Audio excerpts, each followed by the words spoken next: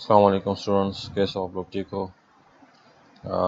Students, हम programming में object oriented के बारे में बात कर रहे थे और ऑब्जेक्ट ओरिएंटेड में हमने अभी तक ऑब्जेक्ट ओरिएंटेड के इंट्रोडक्शन, उसमें फिर हमने क्लासेस, ऑब्जेक्ट्स, इसके बारे में हमने तफसीलन बात की थी और हमने इस पर काफ़ी प्रैक्टिस भी की थी और उम्मीद करता हूँ मैं कि आप लोगों ने भी उस पर प्रैक्टिस की होगी। ठीक है।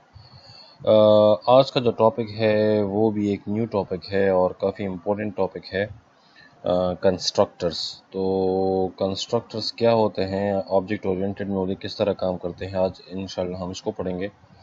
तो आइए शुरू करते हैं कि कंस्ट्रक्टर क्या है। अच्छा, कहते हैं कि constructor is a member function of a class that is called and executed automatically when an object of that class is created. अगर आप लोगों को याद हो तो हमने क्लास के बारे में बात की थी और हमने क्लास में कहा था कि हमारे पास क्लास में डेटा मेंबर्स होते हैं और हमारे पास मेंबर फंक्शंस होते हैं। ठीक है। डेटा मेंबर्स हमारे पास जो वेरिएबल्स होते हैं, जो हम वेरिएबल डिक्लेयर करते हैं उसको हम डेटा टाइप्स कहते हैं, और जो फंक्शंस हम बनाते हैं हम उसको मेंबर फंक्शन कहते हैं। ठीक है।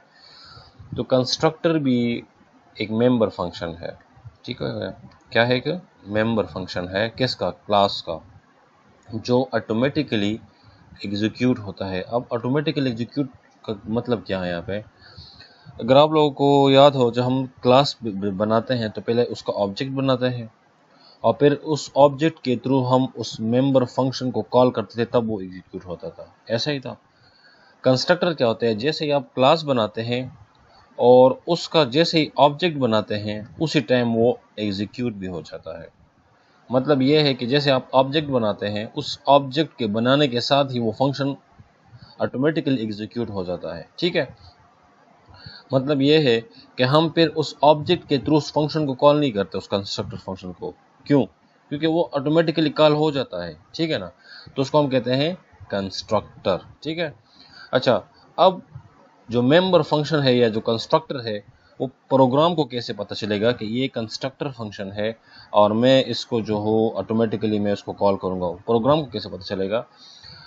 कहते हैं कि the name of the constructor function is the same is that of name of the class itself.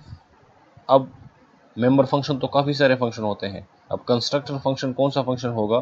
Construction function हम उस फंक्शन को कहेंगे जो क्लास का नाम, मिसाल के तौर पर क्लास का नाम आपने सम रखा है और फंक्शन का नाम भी आपने सम रखा है, तो उसको हम कंस्ट्रक्टर फंक्शन कहेंगे। हमारे पास क्या है?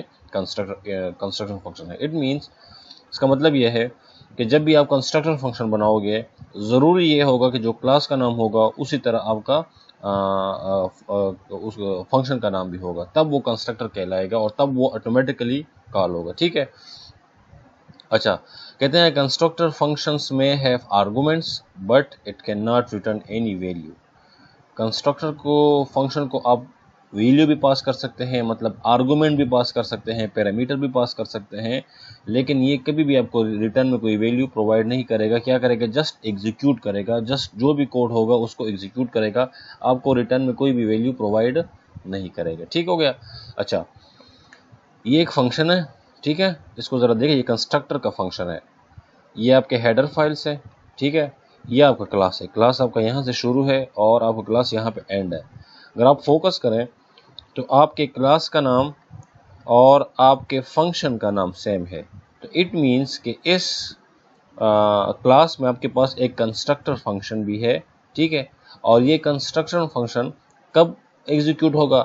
जैसे ही आप इसका ऑब्जेक्ट्स बनाओगे, ये ऑटोमेटिकली क्या हो जाएगा? कॉल हो जाएगा। मतलब हम यहाँ पे 3 ऑब्जेक्ट बना रहे हैं ABC, तो कितनी बार ये रन होगा? 3 बार हमें स्क्रीन पे क्या शो होगा? वेलकम शो होगा। ठीक हो गया। अच्छा, इसका वो थोड़ा सा इसका प्रैक्टिकल करते हैं ताकि आपका कन्फ्यूजन क्लियर हो जाए। ठीक है। हम यहाँ पे करते हैं उसको। ठीक है।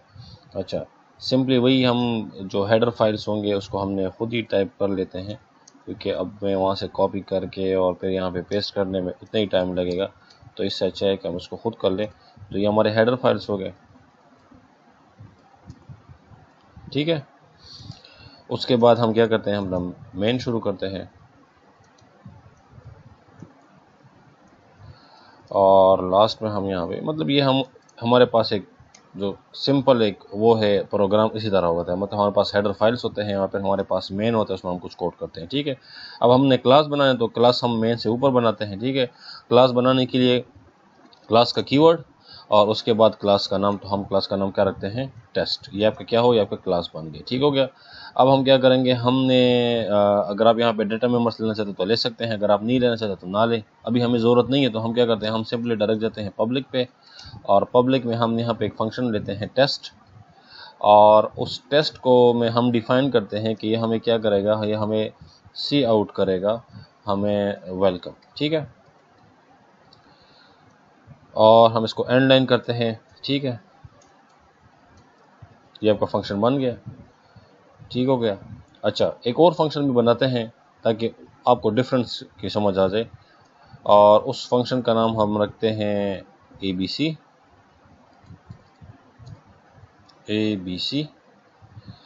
और इसमें भी हम सी आउट करते हैं जस्ट ओके। समझ आ गई, ये आपका हो गया सी आउट। अच्छा, आपका क्लास रेडी है। क्लास में हमने दो फंक्शन बनाए हैं, एक कंस्ट्रक्टर फंक्शन है और एक सिंपल फंक्शन है। कंस्ट्रक्टर फंक्शन हमें कैसे पता चले कंस्ट्रक्टर फंक्शन है, क्योंकि क्लास का नाम और आपके फंक्शन का नाम सेम है। ठीक है, अब जैसे हम इसका ऑब्जेक्ट बनाएंगे, क्लास का ऑब्जेक्ट बनाने का क्या तरीका है, क्या करते हैं हम सिंपली क्लास का नाम लिखते हैं टेस्ट, और आगे उसके आगे ऑब्जेक्ट।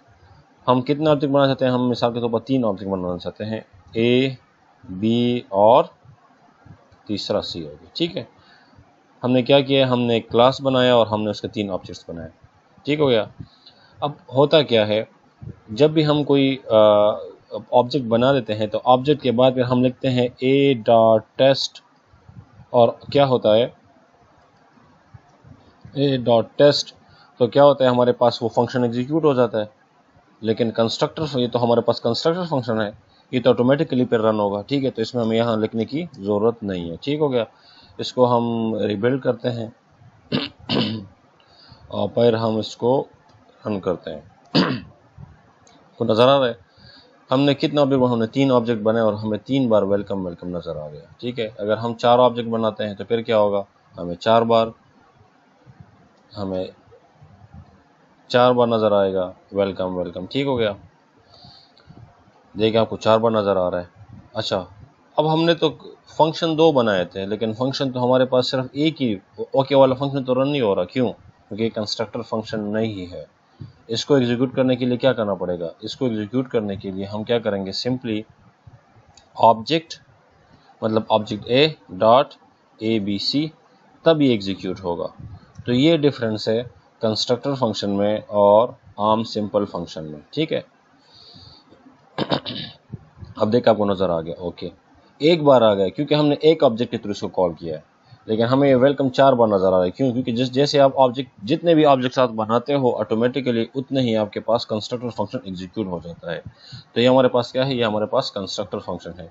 इसकी हमें ज़रूरत कब पड़ती है और हम इसको क्यों यूज़ करते हैं, ऑटोमेटिकली जब हम कोई डेटा असाइन करते हैं किसी वेरिएबल में, तब हम कंस्ट्रक्टर फंक्शन को यूज़ करते हैं। इंशाल्लाह इस पर भी एक प्रैक्टिकल करेंगे, एक प्रोग्राम करेंगे, तब आपको समझ आ जाएगी। अमूमन हम कंस्ट्रक्टर को वैल्यू असाइन करने के लिए या डेटा इनिशियलाइजेशन के लिए यूज़ करते हैं, ताकि हमें बार बार इसकी ज़रूरत ना करना पड़े। जैसे हम ऑब्जेक्ट बनाते हैं ऑटोमेटिकली उसको वैल्यू असाइन हो जाए, तब हम इसको यूज़ करते हैं। ठीक हो गया। तो ये आपका क्या था, ये आपका कंस्ट्रक्टर फंक्शन था। अब आके मूव करते हैं अपने स्लाइड्स में। अच्छा, अभी जो हमने जो प्रोग्राम किया उसके बारे में क्या कहते हैं कि in the above program the class test contains member function test. This member function is the constructor function because name of this function and name of the class are same। वही बात कर रहे हैं कि हमने जब अभी ये प्रोग्राम किया, इसमें जो क्लास टेस्ट था उसमें हमारे पास एक मेंबर फंक्शन का नाम था, उसका नाम था test.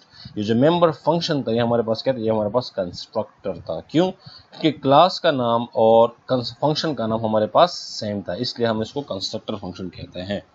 When the member function tested is executed, it prints welcome on the computer screen। वही बात करें कि जब ये एग्जीक्यूट होगा आपको स्क्रीन पे क्या नज़र आएगा, वेलकम नज़र आएगा। In the above program 3 objects, हमने कितने ऑब्जेक्ट्स लिए, हमने पहले 3 ऑब्जेक्ट्स लेते हैं। A b c of the class test are created. जैसे आपने 3 ऑब्जेक्ट्स क्रिएट किए, each time an object of class test is created. तो क्या हुआ, हर ऑब्जेक्ट के लिए एक बार क्या हुआ, टेस्ट जो था, टेस्ट वाला जो फंक्शन था वो एग्जीक्यूट हो गया। द कंस्ट्रक्टर इज एग्जीक्यूटेड, आपके एग्जीक्यूट हो गया। And the word welcome is printed on the screen. Since 3 objects are created, the word welcome is printed 3 times. हमने 3 ऑब्जेक्ट्स बनाए थे, हमने 4 ऑब्जेक्ट्स बनाए थे, और हमें जितने ऑब्जेक्ट्स हमने बनाए थे उतनी बार ही हमें वो स्क्रीन पे वेलकम नजर आया। क्यों? क्योंकि वही फंक्शन आपके पास उतने ही टाइम रन हो गया। ठीक हो गया। अच्छा, ये भी हमारे पास क्या है, ये भी एक सिंपल सा प्रोग्राम है। अच्छा, जब भी आप वो ये पावर पॉइंट से या किसी भी जगह से आप इसको कॉपी करके पेस्ट वहाँ पे करते हैं, तो आपके पास अक्सर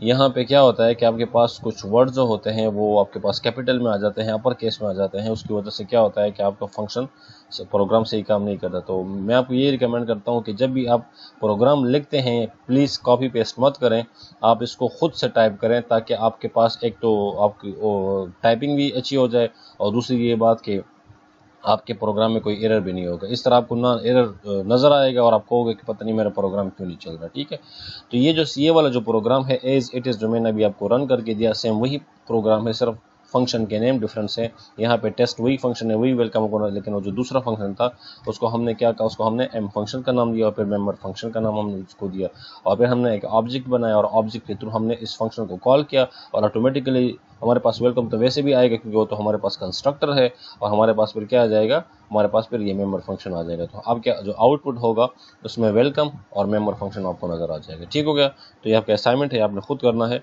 ठीक है, सेम वही चीज़ है, इसमें कोई डिफरेंट नहीं है। जब तक आप खुद से प्रैक्टिस नहीं करोगे, आप कभी भी प्रोग्रामिंग ना सीख सकते हो, ना आपका कॉन्सेप्ट क्लियर हो सकता है। तो आपने जैसे ही आप जब भी आप प्रोग्राम करते हो, आपसे कुछ एरर्स होंगे, उस एरर्स को आप रिमूव करोगे, इसी तरह आपकी प्रैक्टिस होती रहेगी, और आपका प्रोग्रामिंग स्किल जो होगा वो डे बाय डे इम्प्रूव होता जाएगा। ठीक है।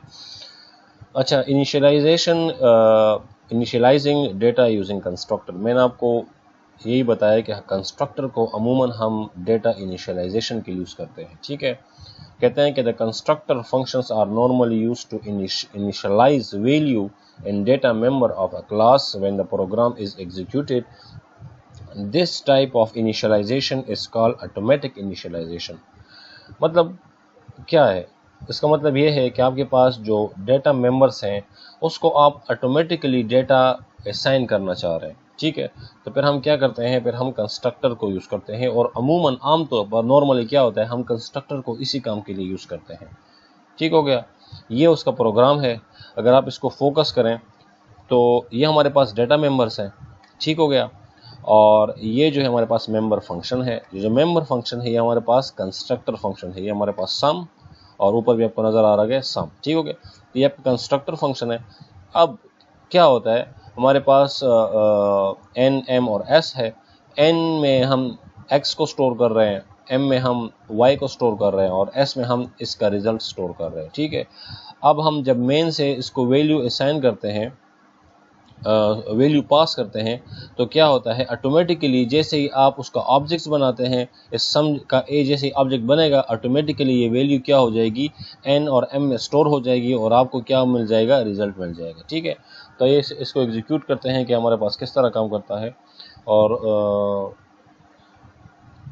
अच्छा, ये ऑलमोस्ट मैंने इसको रन किया हुआ है। जब भी आप वहाँ से प्रोग्राम कॉपी करते हैं तो आपको क्या होंगे, कुछ ना कुछ प्रॉब्लम्स या इशू होंगे। ठीक है, तो हम क्या करते हैं, हम इसी प्रोग्राम को दोबारा टाइप करते हैं ताकि आपके लिए भी आसानी हो जाए, और इसमें हमें कोई प्रॉब्लम भी नज़र ना आए। ठीक है, ठीक हो गया। अच्छा, हम कंट्रोल एन करते हैं। ठीक हो गया, कंट्रोल एन करने के बाद हम वही काम करेंगे, हैश इंक्लूड वाला,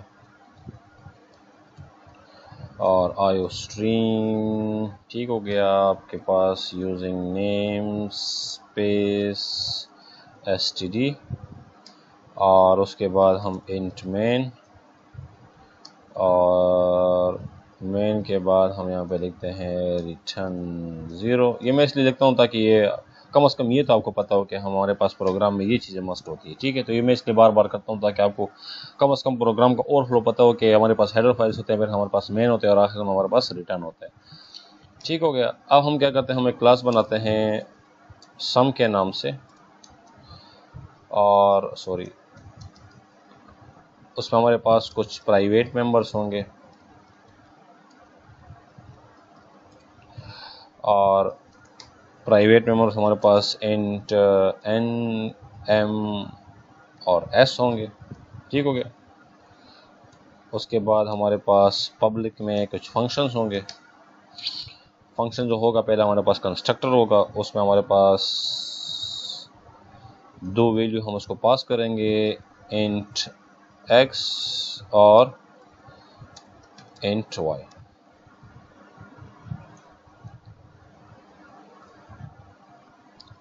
इसको हम पास करेंगे। अच्छा, क्या होगा, जो इंट एक्स की जो वैल्यू होगी हम उसको असाइन कर देंगे एक्स में, एन में सॉरी,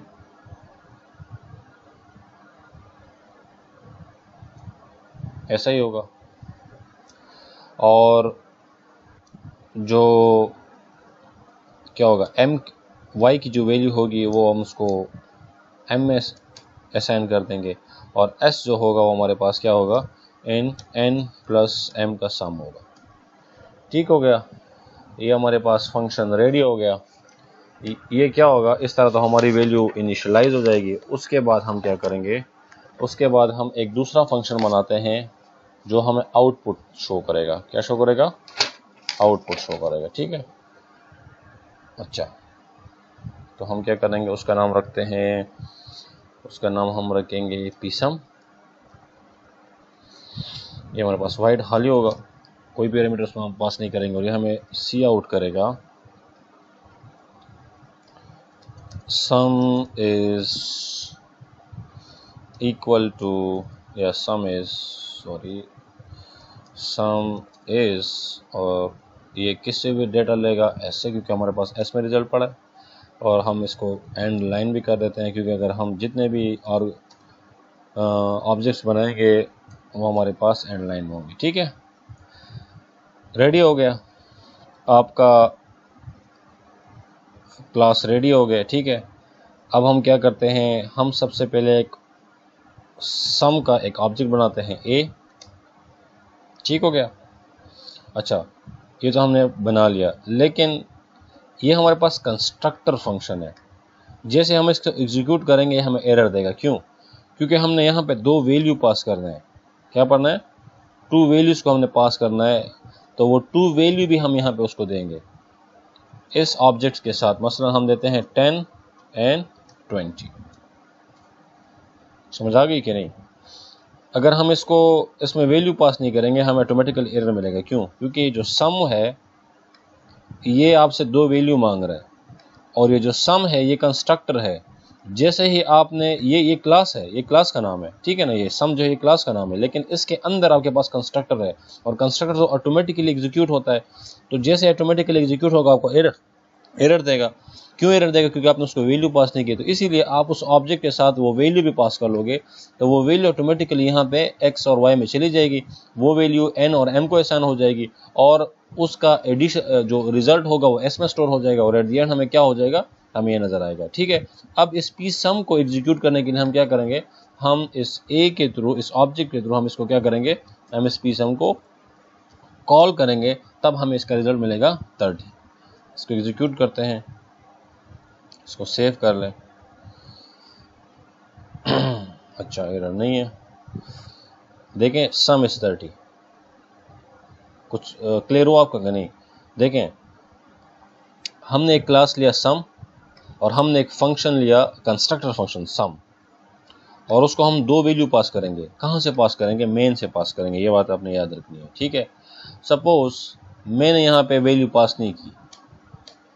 ठीक हो गया, मैंने सम क्लास, ये सम जो है ये अभी क्लास, ये क्लास का नाम है, ये इस फंक्शन का नाम है, ये इसका नाम नहीं है फंक्शन, ये क्लास का नाम है। क्यों, क्योंकि हम जब भी ऑब्जेक्ट बनाते हैं, ठीक है ना, तो हम क्लास का नाम और फिर ऑब्जेक्ट बनाते हैं। ठीक है, ऑब्जेक्ट नेम। अब अगर सपोज हम इसको इसी तरह एग्जीक्यूट कर लें तो हमें क्या होगा, हमें एरर मिलेगा। देखें एरर आ गया। क्यों, क्योंकि कहते हैं कि इंट मेन आपको कुछ एरर देगा। क्या एरर देगा वो एट द एंड आपको, मिसाल के तौर पर देखें 2 आर्गूमेंट्स 0 प्रोवाइड, आपको आर्गूमेंट्स भी प्रोवाइड करने हैं। क्यों? क्योंकि ये फंक्शन तो ऑटोमेटिकली कॉल होगा, लेकिन जब तक इसके पास वैल्यू नहीं होगी ये कैसे कॉल होगा। तो आपने वो वैल्यू भी क्या करनी है, इस ऑब्जेक्ट के साथ पास कर देनी है। क्या कर देनी है? पास कर देनी है। मिसाल के तौर पर 20 एंड 30, तो क्या होगा 20 जो होगा वो n में चला जाएगा और 30 जो होगा m में चला जाएगा वो रिजल्ट। तो ये हमारे पास ऑटोमेटिकली डाटा इनिशियलाइजेशन हुई, किसके थ्रू? कंस्ट्रक्टर के थ्रू। अब अगर हम इसको रन करेंगे तो ये हमें एरर नहीं देगा। ठीक है, देखा आपने हमारे पास रिजल्ट क्या आ गया, 50 आ गया। ठीक हो गया। तो इसी तरह हम क्या कर सकते हैं, हम एक और ऑब्जेक्ट भी बना सकते हैं। हम लिखे सम b, ठीक हो गया, और इस b में हम वैल्यू पास करते हैं 50 एंड 90। ठीक हो गया। तो हमें 140 आंसर आना चाहिए जब हम इसको एग्जीक्यूट करते हैं। अच्छा, हमारे पास वैल्यू वही हमारे पास 20 और 50 आएगी। क्यों? क्योंकि हमारे पास a.p सम है। रिजल्ट तो हमें यहाँ से शो हो रहा है ना, ये तो a के लिए शो कर रहा है, और हमारे पास ऑब्जेक्ट b भी है। तो हमने b के लिए भी क्या करना है, हमने b के लिए भी इस p सम को एग्जीक्यूट करना है ताकि हमें रिजल्ट शो हो। ठीक हो गया। अब इसको एग्जीक्यूट करते हैं और फिर इसको रन करते हैं। तो देखें सम इज़ 50, सम इज़ 140। तो जितने भी आप ऑब्जेक्ट्स बनाओगे डेटा ऑटोमेटिकली उसके लिए साइन होता रहेगा। ठीक है, ओके, आप इस पर प्रैक्टिस करें। कोई क्वेश्चन हो तो काइंडली मुझे बताएं। इसके जो नेक्स्ट क्लास होगी उसमें इंशाल्लाह हम फंक्शन कंस्ट्रक्टर और लोडिंग के बारे में पढ़ेंगे और डिस्ट्रक्टर के बारे में पढ़ेंगे। तो इस पर आप प्रैक्टिस करें और इस सब सारे प्रोग्राम को एग्जीक्यूट करें, अपने माइंड को क्लियर करें। कोई भी क्वेश्चन या प्रॉब्लम हो तो कमेंट में मुझे बता दें, मैं इंशाल्लाह आपकी प्रॉब्लम सॉल्व कर दूंगा। ओके, अल्लाह हाफिज़।